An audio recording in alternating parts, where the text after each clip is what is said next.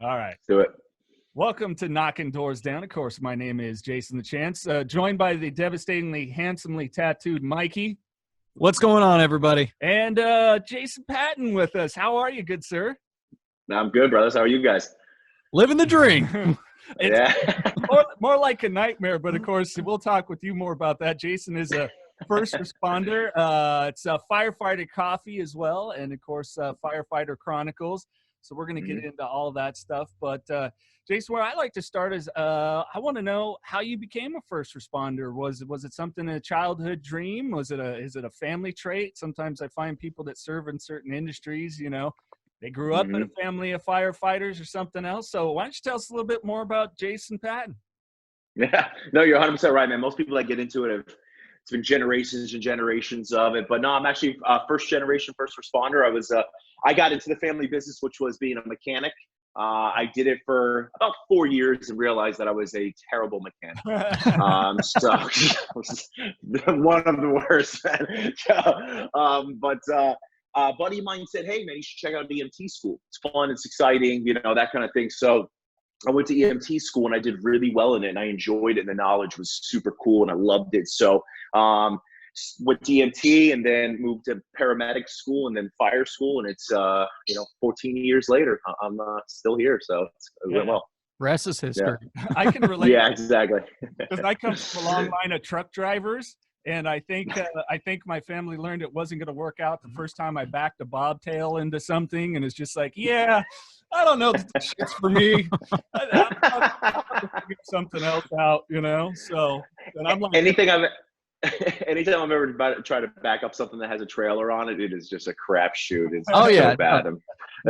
Shit out of me. I won't even try it. Just the thought of it, I'm like, nope. I'm not doing that. I took a little car. Give me a little car, and I'm good.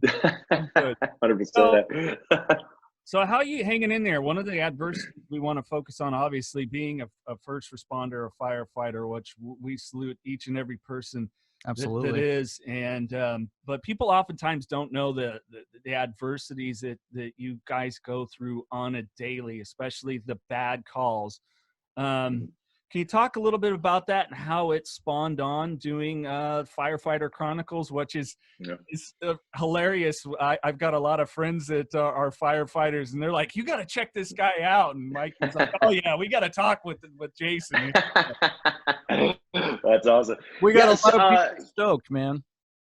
Yeah, good. That's awesome, bro. I'm excited about this, man. No, Fire Department Chronicles started. I've always, like, my family's kind of funny. Like, we always make jokes and stuff, and I've always found a way to kind of find the light in crappy situations. You know, a lot of people, we call it dark humor for a lot of first responders. Oh, yeah. So I mean, it's very prevalent with just 90% of society. The other 10% are weird. But so I started working at the fire department, and you know, probably about 6 years in, we went to do a video. We were trying to do a Steve Irwin. And, I was hunting for the battalion chief, and we were like going to find this guy and did the video. It was great. We put it up online, and people were like, "Yo, this is good. Like, we should keep going." We got a few shares, that kind of thing. So we started delving into a little bit more, create a Facebook page, and then it just exploded. And I found out that for a lot of people, you know, we use the dark humor to get, kind of open up the conversations or deal with what's going on around us. I mean, we do see some pretty gnarly stuff. I mean, when you get into being a first responder or police officer or whatever, when you get into doing that, you realize that stuff's going to come with this. It's a part of the job, right? But what you don't learn is how to process it, because the old school ways was, you know, you just bury it deep into a crappy place and then throw some whiskey on top of it, you're good to go. Sure. Yeah. So we started making these videos, and people were like, "Dude, this helps me. I laugh and then I talk about stuff." And I'm like, "All right, that's cool, man. That's a good concept. Let's keep going." So we started making more and videos, and the one thing we've always said was we'll keep it, PG-13. It's always going to be, nice and family friendly. And it worked out perfectly, because about a year into it, my chief comes up to me, and because we're starting to gain some followers, and he's like, "Hey, listen, man, I love what you're doing. All right. But, I got a couple rules for you. Don't put the department in any of it, so nobody knows where you work. All right. Don't do anything. Yeah, don't do anything stupid. Okay. And if you get fired, you do this to yourself. I'm like, all right, that's good enough, man. We're good to go. So. Talk about working out a net at that point, right? Yeah, I was just so happy the guy gave me the blessing, because the number one thing people do wrong when they try to make videos, the number one thing they do wrong is they put their department on there, and then they got a video with them cursing in it, and they're like stabbing people with needles, like, yeah, like you're gonna get fired. That's the only way that's gonna end. So, right? It's been interesting, man. But yeah, that sounds like a hell of a journey. So, what then spawned on the firefighter coffee for you? I mean, obviously I'm sitting here having the coffee, and it's, you know, it's nice to have it and go, but at what point was like, hey, let's do some coffee? It's, you know, it's very entrepreneurial of you to, so you know. Yeah, I got lucky, actually, to be honest, man. So I made this video. So I'm in Florida. Whenever we have a hurricane that hits, they take like 2 out of 3 shifts and make them all work at the same time. So we were going to have 30 guys in one station, which is, man, just a bunch of protein-filled farting humans in one like station. It's horrible.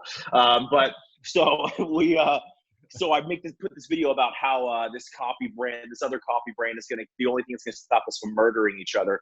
And somebody sent it to my buddy Luke, and he was just starting up Fire Dept Coffee, and he contacted me. He's like, hey man, I'm a firefighter in Rockford. You're a firefighter down in Florida. Let's do this, man. Let's do some good stuff. And my biggest thing, I was like, if we're gonna do it, man, let's high quality coffee, and we got to give back. So we take 10% of all net proceeds and give it back to first responders. We'll find guys that are sick or injured, pay for their mortgage for the month, you know, stuff like that. So awesome. It's been fun. That is awesome. It is great to see that you guys have done that. So, Jason, you were talking about dealing with a lot of the situations that go on, obviously with humor, but how do you deal with that internally for yourself, and then when there is something traumatic that occurs with a call that maybe one of your brethren is struggling with post that? Yeah. You know, the first thing that I had to come to terms with, for some reason, since I was a kid, I've always been okay with like expressing my feelings. So I think as men, or as humans, for some reason, we want to express either happiness or anger. Those are the only 2 things that we ever want to express.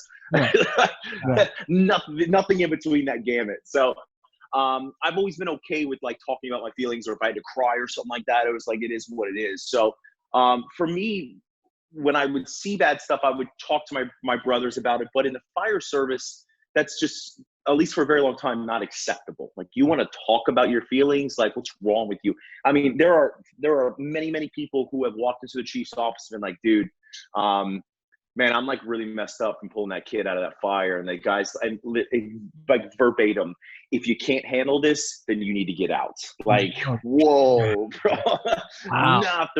Yeah. And that's so common in fire, police, EMS, all of those. So first thing I did was, you know, for me, when it got really bad, I got a therapist. You know, normally it's talk to the boys, and most places they'll talk to you. But a lot of times, man, just, you know, accumulative stresses, accumulative traumas over and over and over again, you're eventually you can't process that long enough. Yeah. A lot of people have a really bad way of thinking of the brain. So everyone thinks like, if you're depressed or you're sad, that your brain is broken, which is insane, because it's an organ. You know, that would be like telling someone who has diabetes, like, oh, your pancreas is weak. That's why you're a diabetic. Like, it's an insane thought process. Yeah. I relate to that because, Jason, I've gone through a battle with alcoholism, and it really started related to traumas. And what you said about whether happiness or anger, and how much it so affected all of my interpersonal relationships, my ability to have a solid like relationship.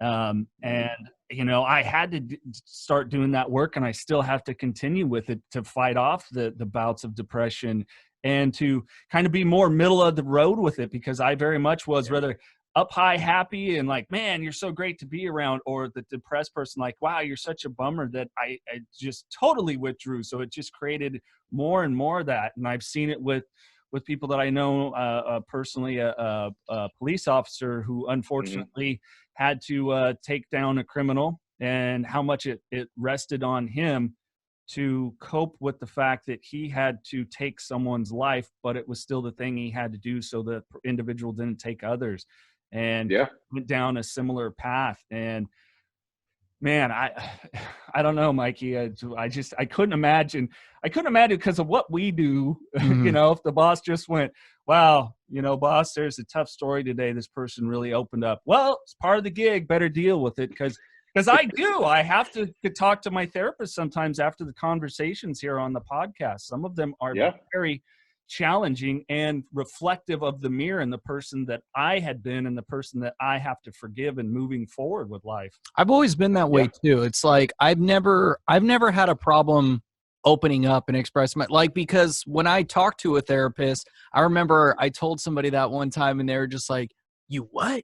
You what?" And I was just like, what? Or like having anxiety. I got crazy anxiety. I have severe anxiety, but like a lot of my guy friends that I know have it, they didn't want to talk about it because if you have anxiety, you're weak, you can't handle it. It's like, I'm not weak. I just have anxiety. It's like my bills are paid, family's good, everyone's happy. But for some reason, I feel like the walls are closing in and I got an elephant on my chest and I can't breathe. But I've never been, I need to keep that. Oh, that's called a heart attack, by the way. Just I feel like I'm having a heart attack. That's I even went to the doctor one time and I sat in the room and I'm sitting there. It's been about 20, maybe 30 minutes. And I'm just like, okay, well, I'm still alive, so it's not a heart attack. And they knew that. You know what I'm saying? I was just working it out. But yeah. You know, and for a lot of people, if they realize that, you know, if they have anxiety, sometimes addressing the anxiety will actually make it better. Because what's making it even worse is like, shit, I got anxiety. And then someone looks at you and they're like, man, wait, what are they thinking about me right now? Do they think I have anxiety? Like, if you just like, hey, yeah, I'm just having an off day, bro. They're like, oh, okay, no worries, man. And then you're like, oh, like a lot of people, man, it's that whole, like, you got to keep it. You know, it's funny you said that, man, but most people, I think the number one thing that society or humans in general have not figured out is moderation. We're all like that. Like it's one extreme or the other, and you see it in everything. It's, you know, well, with like alcoholics and stuff, it's either no drinks or tons of drinks, or for people that they never work out a day in their life, and then they're like, I'm getting in shape. I'm eating 2 carrots a day and running 17 miles. Like, dude, you're going to die. That's the way that ends, just so you know. But I'm sitting here raising my hand. That's me too. I raised my hand on a couple of those too. But I'm telling you, I mean, and we're all like that. So I recognized very young that I have a very addictive personality, and I have to constantly check myself. Like, hey, you know, like if I want to have one drink, I can have a drink, you know, but I mean, I do it with working out. Like I have to work out. I have to. And, you know, and that's, if you can't foster that into very like good thought processes or good behaviors, you'll go down bad paths very, very fast. For sure. Yeah. Well, and that's me. I was always a person with a lot of energy and passion and just could not channel it in the right ways and things that were trauma. That voice, those voices, we've all got those voices, that little devilish voice that sits on our shoulder, the doubt, the insecurities, the things that you were bullied about, whatever it was. And that voice just got louder and louder and louder and louder, you know, and as a result, you know, the single dad and, you know, all these things. And it's just try to pick up the pieces and move every day and develop more positive habits. And, you know, I don't know, man. It's a crazy thing, the human mind and then the capacity, what it has to do. 5150 is power. The power to overcome. The power to persevere. The power to set your life on a course for success. When you're faced with the challenges life throws at you, you focus and do what is needed to go beyond what is required. So stand up, stand firm, believe, make it happen, and live through the madness, knocking doors down along the way. We are 5150. Yeah. It is, dude. Your brain is unbelievable. I mean, you know, depression. A lot of people put depression to the side, like whatever. But you know, when I was like leaning towards suicide, the reason I was it wasn't that I didn't want to live anymore. Like I like living. It's probably my favorite thing, you know. But you know, it's that I couldn't stop the thought processes, and it was the same repetitive thought process over and over and over again. And I think that's why a lot of people commit suicide, or a lot of people do that. It's because it's not that they're like, it's not that they don't want to live anymore. They're like, I can't deal with this anymore. It's just a constant same thing over and over again. And when I own a CPR company, and I deal with a lot of recovery facilities, and I kept finding myself, because as first responders, we see people that are in recovery or heroin addicts. During the epidemic, it was really bad. We're running on, 10 a day, sometimes the same person 2 or 3 times a day. You eventually start to get burned out on that. And you're like, what is wrong with you? Why can't you fix yourself? So I went to a therapist. And this is like a big no-no. I know a lot of people come up to first responders like, what's your worst call? And we're like, what, you really want to know? Like, we'll tell you. But, I was curious myself. I don't care. I always tell people, man. But I went to this therapist because specifically, she worked with all recovery people, stuff like that. And I was like, tell me the worst thing you ever heard. Like, give me like some kind of understanding of what you're dealing with. She tells me this story about this woman that was like adopted when she was 8, and they chained her in the basement, and the mom and the adopting dad would like take turns, doing bad things to her, and then make her do bad things to the dogs and stuff like that. And it's like, how would that woman ever, this went on for 10 years. How is that woman ever going to be normal again? So it really made me look at people differently. Like, whenever I run on someone that's going through that, I'm like, I have zero clue what's happening in their life, and I'm not going to judge them because they just shot heroin, Yeah, absolutely. Yeah, anyone that goes towards addiction and down that road. There are some cases where we've had some guests on here, and people, oh no, I had a good childhood. We had a gentleman not that long ago that his was opioids, and he was just a daring personality. He even said, had the family, went to Disneyland twice a year and fishing and everything else, and then I was a guy that was like, yeah, I'll try anything. And for whatever reason, that one thing that hooked him and took him down a dark road.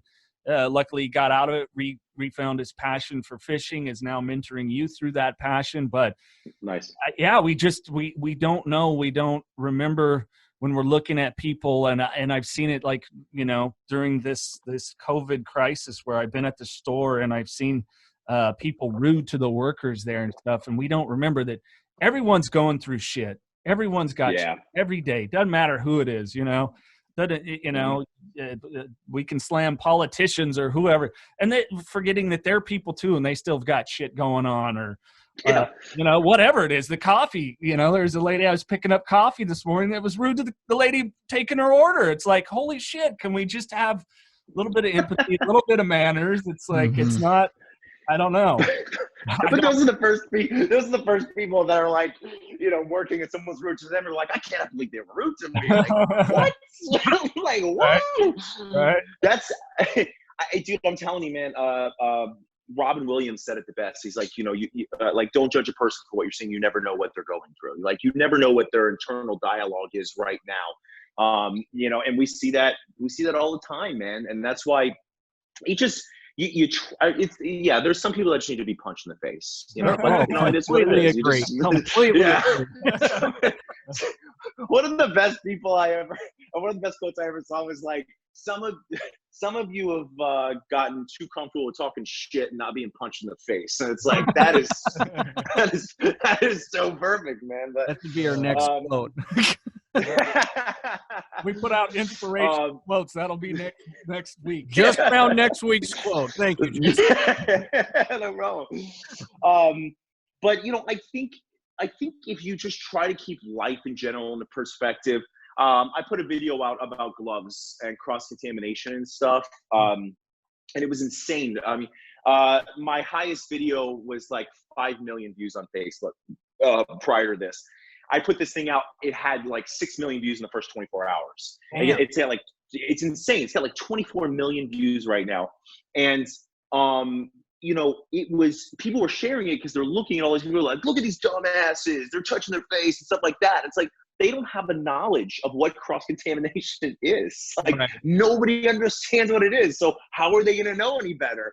It is what it is. We're going to make fun of everybody because that's just the way we deal with things. But it was so funny because I saw the same thing with masks. People wearing masks. I made another one like that where masks, and they're like, I literally watched this lady. She's wearing a mask, and she pulls it out, takes a grape, and eats it, and then puts her mask on. I'm like, all right, I would use this.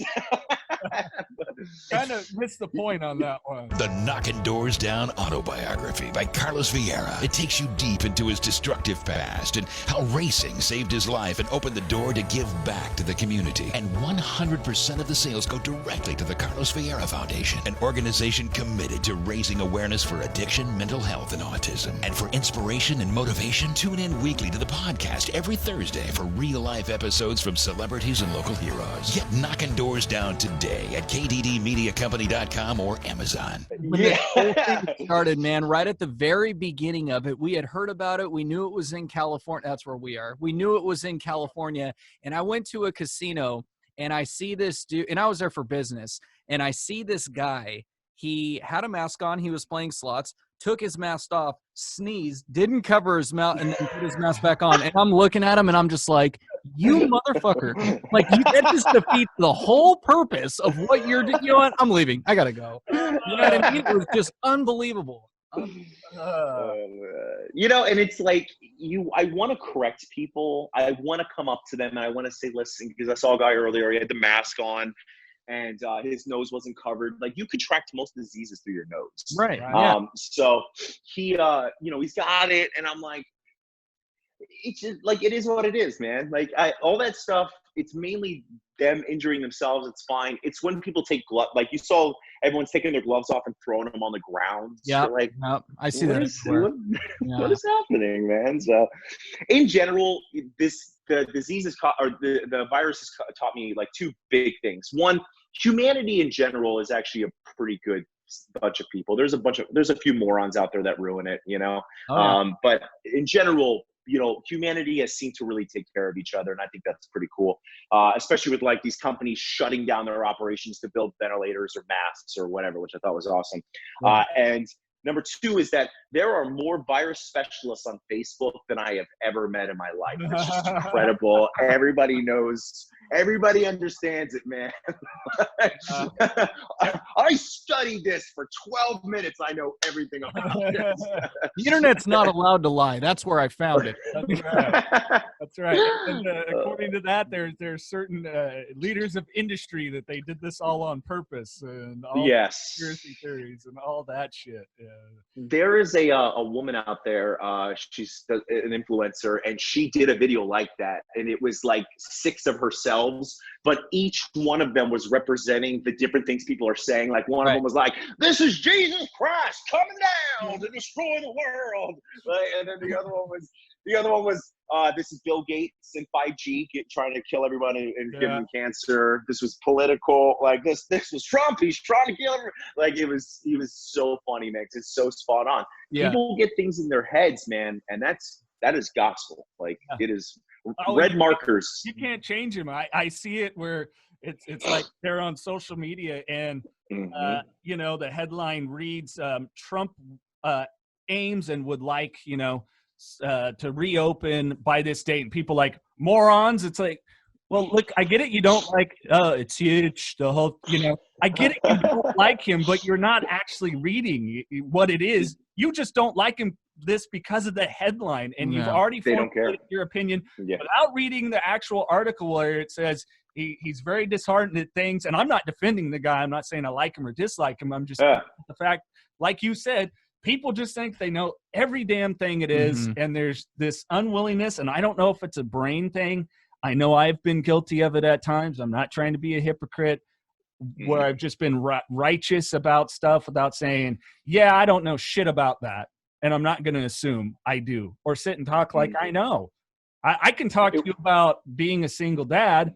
I can talk to you about struggling with alcohol because I've been through that. But otherwise, I don't know shit. I'm not out there saving lives. I'm not a doctor. I'm just a guy. This is the closest I get to anyone other than kids. You know, we're sitting here in the studio, Mikey and I, about 2 feet away. But you know, no, and I don't know either, bro. But that's, you know what makes you an intelligent human is that statement. I don't know. Like, it's okay to say that. It's okay to say, you know, like, hey, what do you think about this disease? Honestly, I don't know. I like, things don't make sense to me. Like, these numbers don't make sense, you know, compared to this, but I don't know. Not to mention the fact we really don't know. Like, Right. everyone's saying like it's not as bad as it could have been. Okay, I agree. Maybe it wasn't that bad, but was it not that bad because we actually shut the country down, or was it not that bad because it really wasn't that bad? You know, like, we don't freaking know. The Trump thing though, man, was so funny. I'm not big on politics, but one of the funniest things I ever saw was it was this meme. It said, "Trump cures cancer," and then below are all the comments, and it's like, "You can't take my cancer."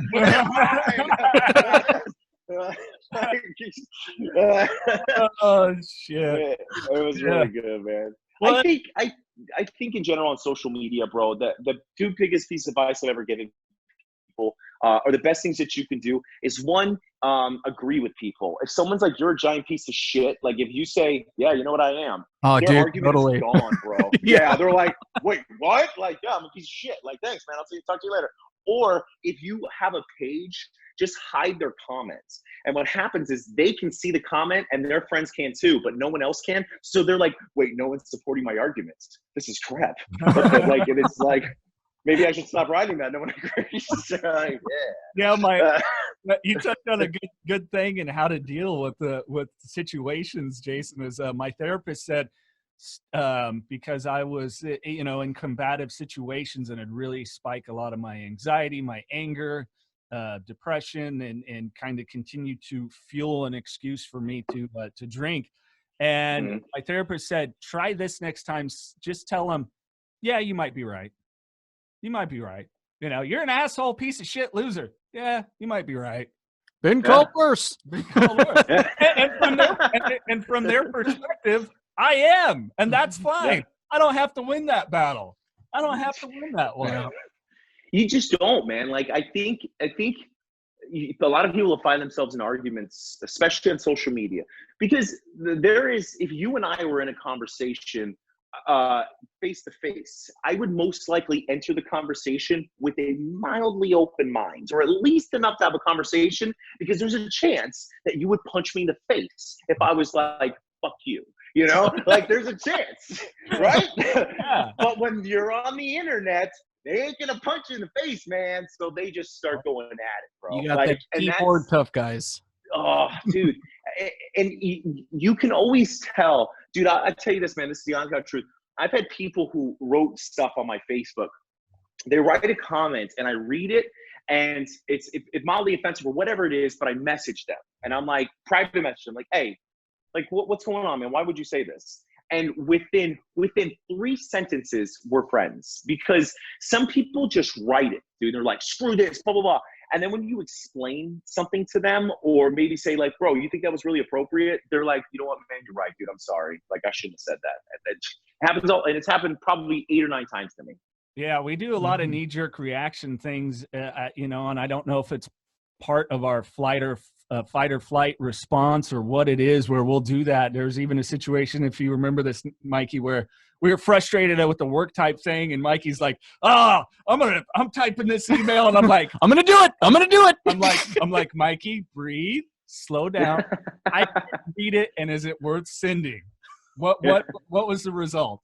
Fuck yeah, I'm sending it. No, I'm just kidding. No. I chilled. Yeah, I had to chill out. And I got to do it because I have it, because I am, you know, to make the excuse of genetics, Portuguese, and it's like, you can push the buttons quick and we go to 100 like that. And and it's such a hard thing for me to manage, that I've had to learn to manage. And I'm sure with you, obviously, you know, when you folks are out on calls, that there's people you're trying to help, and they're not really responding. They're not treating you as if you're trying to help.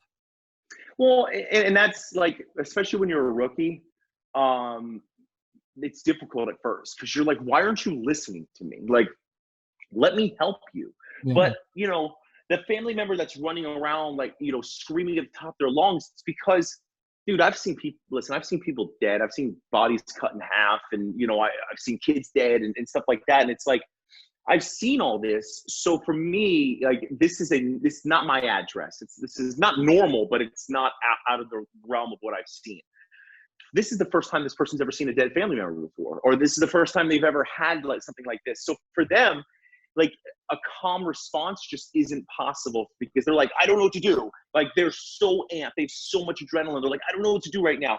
And, so above a certain beats per minute of your heart, your cognitive thinking actually shuts down. Like, you go to that fight or flight, basic animalistic stab, run. Like, that's what you come down to. So you can't think what's 2 + 2. We actually do that in the fire service. We get to kind of train you a little bit more. We'll put you in, make you work out in a suit in your bunker gear, get your heart rate really high, and then ask you basic questions. What is this and this, this and this, and try to get you to be able to think cognitively with the high heart rates. Okay. Yeah. So, people have to have an understanding. Like, this person's freaking out, not because they want to freak out, but because they physically or mentally cannot process anything else. So holy crap. So your job is to walk up to them and normalize the situation. Listen, this is all normal. Like, this is what we're doing. We're going to make it as best as possible. And 99% of the time, they're going to come down, and you'll be able to at least talk to them. Wow. Yeah. Jeez. I couldn't imagine some of those situations and scenarios. And it's the training you folks go through, and what you're able to do is just, it's mind-boggling to me. Trapping your mind in a bottle. But, yeah. I think the four agreements, I don't know if you guys have read that book, but the 4 agreements is probably one of the best things in the world. I think humanity should read that. But it tends to go with, people that are therapists or that are venturing down that kind of path. But I think everyone should read it, because that whole, like, don't take it personally, man, that's a good life lesson, Yeah. No, and I am a person, because I am so sensitive. I get my man period all the time. That I struggle with that. And I don't know if it's I don't think I always did, but when I started to, and it was like the excuse for a trigger. I don't know how much you dealt with anyone, constantly with any sort of addictive behavior, but boy, it became a real excuse for me to take it personal and let it be a trigger and to fall off, and then go, there, see, I can't do it, and it's all this person's fault. It's all that person's fault. Yeah. No, 100%, man. Yeah, as a refusal to just get my shit together. That's pretty much it. Yeah, well, that's most of us, man. What's convenient? Oh, that is all right. I'm gonna go that way. That's appreciated. So tell us a little bit more about the Firefighter Chronicles, which of course people can find on Instagram and Facebook. They're both just great pages. I love some of the stuff. I was watching the video before we started talking, where you guys did the video of what women think when a first responder shows up, and you guys are, like, stripping like the firefighters strip, and then it's like, oh my God, she lives on the 28th floor. Because you have no clue how true that is. I don't. Like I said, I've got friends that are local firefighters, and I've come and watched, like, the public training stuff that you can watch, and it's like, ain't no way I could do that shit. You guys, you men and women, way more tougher than I ever could be, physically, emotionally. So with the Firefighter Chronicles, how do you, is it primarily you, or do you come up with the ideas with a group of your coworkers, friends, and putting this all together? And it's Fire Department Chronicles was really, it's mainly me coming up with the ideas. It's my experiences over 14 years of seeing stuff. So it's mainly me and the things that I see. People write me all the time. They're like, yo, what do you think about doing a video on this? I'm like, I'll try it out, man. And try to put those together. And then I just got my little brother. We're working together now with some stuff. And then we're doing a lot of videos with Fire Department Coffee. We creating some fun videos with them as well. And then I actually just, Banyan Treatment Centers is who I'm working with now for mental health for first responders. We just did a couple videos with them as well. So cool. It's mainly 90% of the time, it's So humor is funny because it's relatable, right? Like, you know, Mike, you might find like specific tattoo humor like super funny because, you know, I'm sure you've spent a lot of time in the chair, you know, like I got a couple, yeah. I got a few. Yeah. For those that can't see, Mikey is covered from the neck down, so I mean, back like, at everything. Yeah, but actually, so one of my tattoos, I got a tattoo on my arm. The guy was halfway through it and looked down at his phone and then looks back up and starts crying. And I'm like, yo, what's up, man? He goes, my girlfriend just broke up with me, man. And he's crying. While I'm doing my tattoo, I was like, hey, bro, I'll come back, man. Like, I can come back. He's like, nah, man, we're going to finish it. I'm like, oh, my God. So bad, dude. I'm sorry to be laughing. That's a shitty situation, but that is pretty fucking funny. Like, is this a bad time? Do you want to finish later? I've had the worst tattoo experience. I had that one, and then one. I have a tattoo on my leg, and the guy was like, he was almost finished with it, and I was looking at it, I was like, man, you're gonna clean up like one of those lines, and he's like, yeah, he's like, yeah, absolutely, man. He goes, I gotta be honest, man, I'm pretty impressed. This is my first tattoo. I'm like, what? He's like, yeah, I've been apprenticing for a while, but now it's my first one. I'm like, Jesus Christ, what is happening? Yeah. And that was my last tattoo. I'll refer you to my guy, man. My guy's good. He's I'll Here's to show my trauma. I just had a vision of like a man and woman in the throes of romance. Her phone goes off. She answers it, starts crying, and he goes, everything okay? And she goes, oh, that's my husband breaking up with me. Or, you know, it's like, oh, man. This is where my humor falls in, right? Yeah, dude. So, but yeah, the humor, the reason first responders find it funny is because it's all relatable, man. It's all the stuff we see all the time. Like, I've met many people where either the husband or the wife, they're firefighters or first responders, and they're like, man, your videos are so funny, bro. And then the spouse is like, I don't think you're funny at all. And I'm like, I get it. It's fine. It's not relatable at all. They don't get it. They don't see the stuff. Like I did one on the different guys that are in the station. Like you always have the guy that's like, because we all make our meals together, everybody chips in, and there's always the guy that's like, hey, I'm not going to eat broccoli, so can I pay $1 or less? It's like, no, you cheap bastard. Pay what everyone else is paying. Like, so it's like, it's always the safe stuff, man. But yeah, dude, the coffee came together and everything, man. Like the videos, thank God, people find them funny, and I'll keep going until they shut me down, kind of thing. That's awesome. That's awesome. Yeah, if you want to find out more about it, Jason, what are the links on social media as well as the website for the coffee and everything? Awesome. So Fire Dept Coffee.com for Fire Department Coffee, or search us on Google, and then Fire Dept Chronicles on Instagram, Facebook, YouTube. We're on TikTok because we're hanging out with the young kids, you know. Yeah. And then on YouTube, we're gonna start a variety show here soon. We're gonna start a fun little show, be a podcast variety show kind of thing. So it should be awesome. Nice. Dig it. Very cool. Well, thanks, man. We appreciate your time. It was good to make your acquaintance. Anything else, Mikey? No, man. Thanks for joining us. That was fun. That was good stuff, man. I appreciate it, guys. Yeah. All right. Well, hopefully we'll talk to you again down the line. Take care of yourself and all your brothers and sisters out there. Good, sir. Sounds great, man. You guys be safe, dude. Thank you.